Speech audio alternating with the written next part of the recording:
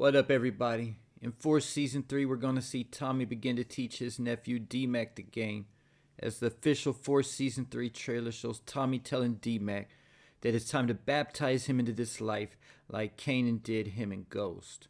So in the same type of way that we're going to see Kanan begin giving Ghost and Tommy a street education in Origins, or potentially even Season 5 of Raising Kanan, we're going to see Tommy doing the same thing with DMac. Of course, the big difference being that Kanan was still young himself when he met Ghost and Tommy and was close to their age.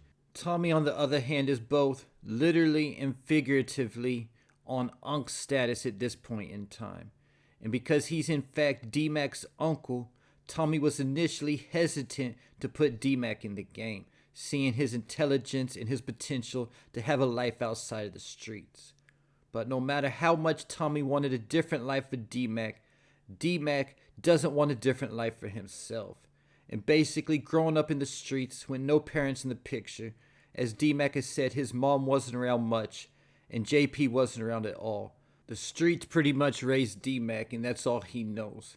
Tommy tried sending DMac to that boarding school to keep him out of the streets, only for DMac to escape and get in even more trouble once he returned by smoking King Kilo's nephew, Mad Dog.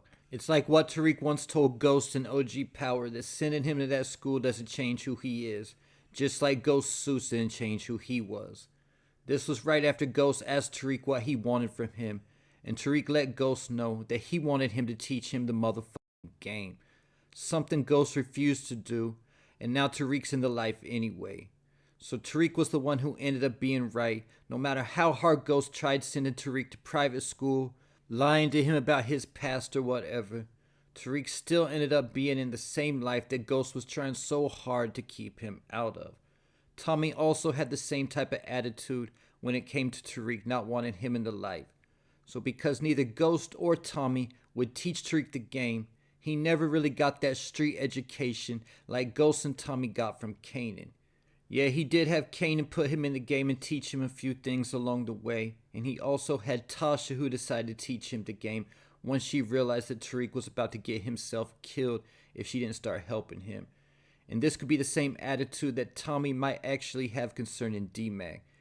He'll probably realize that DMac's gonna be in the streets one way or another, and the best way to keep him safe would be to keep him close and teach him the game. But even with both Kanan and Tasha giving Tariq some knowledge, neither were right there by his side in the trenches like Kanan was with Ghost and Tommy. So essentially, Tariq had to figure out a lot of stuff on his own along the way. But concerning Kanan, he also had his own unique circumstances in learning the game. As like with Tommy and DMac and Ghost and Tariq, Rock didn't want Kanan in the life either, wanting him to graduate high school and college and live a different type of life. But unlike Ghost, she never hid what she did for a living from Kanan either. And we can see the common theme here with Kanan, Tariq, and DMac is that no matter how hard people tried, they weren't going to be able to keep them out of the game. And at that age, it's going to be hard to change a kid's mind who already has it set on something. Most of us can recall being teenagers and our parents or adults in our lives giving us good advice, but we still went on to do what we wanted to do anyway. But a couple differences between Kanan and Tariq is that Kanan's uncle Marvin, unlike Tommy, didn't mind putting Kanan in the game, giving him his first bag of coke to sell, asking Kanan how old he was, and saying he was only 12 years old when he first got down. So Marvin didn't try to lecture Kanan or go report anything to Rock, he just accepted Kanan for who he was. And even after Marvin gave Kanan his first bag to sell, the two even started working together until Kanan cooked a bad batch of crack that killed a bunch of people. And this is when Rock came into play, and the other difference between Kanan and Tariq, because it was Rock who taught Kanan how to cook crack in the first place. Because after realizing Kanan was going to choose the streets no matter what she said, Rock also started letting Kanan get in the game little by little. So Rock was also in a similar position that Tasha was in when she decided to teach Tariq the game. But either though Tommy didn't want Tariq in the game, for some reason going back to Power Season 1, Tommy was almost trying to force Kanan's son Sean in the life. As Ghost was trying to keep Sean away from the life as much as possible, just having Sean drive him around. Tommy almost insisted that Sean gets his hands dirty, wanted to teach Sean the game like Kanan did for him.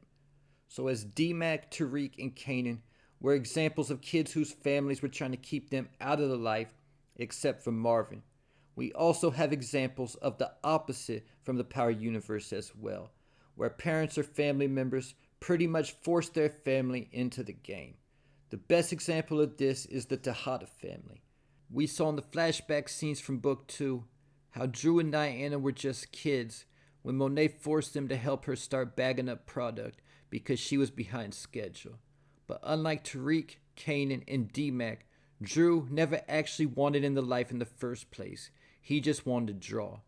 Only for Monet to force Drew to miss an art fair at his school to have him learn how to do collections when he caught his first body to protect his mom. And either though the flashback scenes never show Monet teaching Kane the game, we can assume she did the same thing with him as well.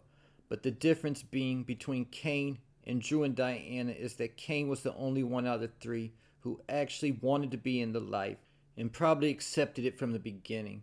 Especially Kane being a mama's boy, he probably felt like the deeper he got into the game, the more validation he would get from his mother. Then we get another situation similar to Monet with Drew and Diana with the Samson Brothers. I really hope we get a couple flashback scenes with the Samson Brothers in Season 3. Keeping in mind in Season 1, Jannard had resentment towards Diamond, believing that Diamond ruined his future by putting him in charge of CBI when he was just a kid, because Jannard was a baseball player and had scholarships to play baseball in the Ivy Leagues and felt like he was good enough to also go pro. But he gave all that up for his brother and to run CBI when Diamond went to prison. And when Jannard asked Diamond why he chose him, Diamond told Jannard he had something that nobody else did. That's his blood. Then we also have the story of the Flynn family, and we really don't have too much backstory in regards to the Flynns, especially Claudia and Vic's youth, like we've heard about the Samson brothers and how Diamond was a boxer and Jannard was a baseball player. But we can also assume that Walter pretty much groomed Vic for the life, while not lying to Claudia about who he was, but not wanting her in the streets because she was a female, and he sent her to boarding school. But he still wanted Claudia to still be a part of the organization, but running the books and stuff like that, while Vic ran the streets. But a lot like Drew Tejada, I don't think Vic would have ever been in the streets if it wasn't for Walter, and that's the reason why in Season 1 he was trying to leave town with Gloria, and in Season 2 after killing Walter, instead of taking command of the Flynn organization, he decided to become an informant to try to get into WITSEC to escape the life. But Tommy should know better than anyone when someone's heart is set on being in the life that there's nothing you can do about it, because Tommy's even said it himself, he never wanted anything but this. And when Ghost was trying to convince Tommy to get out, Tommy never listened himself. So because of that, he'll realize that DMac is a lot like him and end up teaching him the game. And there you have it. Leave your thoughts, theories, and predictions in the comments.